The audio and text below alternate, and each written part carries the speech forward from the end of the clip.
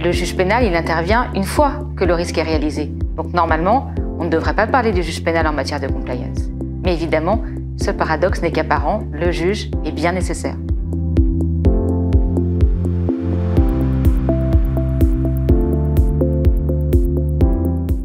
Oui, évidemment, en apparence, c'est très antinomique parce que la compliance vise à prévenir les risques pour une entreprise, risques juridiques, risques de réputation, et le juge pénal, il intervient une fois que le risque est réalisé. Donc normalement, on ne devrait pas parler du juge pénal en matière de compliance. Mais évidemment, ce paradoxe n'est qu'apparent, le juge est bien nécessaire.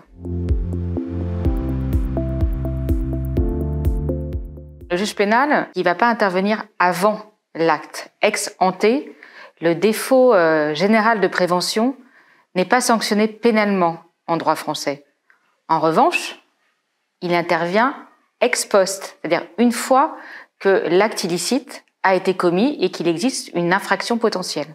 La particularité de l'intervention du juge pénal dans les affaires de délinquance économique et financière, c'est qu'il intervient dans le cadre des conventions judiciaires d'intérêt public, une fois que l'accord est trouvé entre le procureur et la personne morale mise en cause.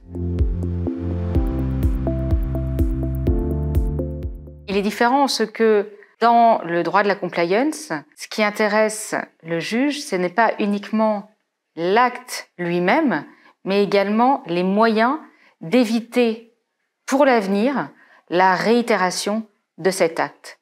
Et c'est cela la singularité du juge pénal quand il vient valider les conventions judiciaires d'intérêt public. Il y en a eu en France 39 qui ont été validées par le juge du siège.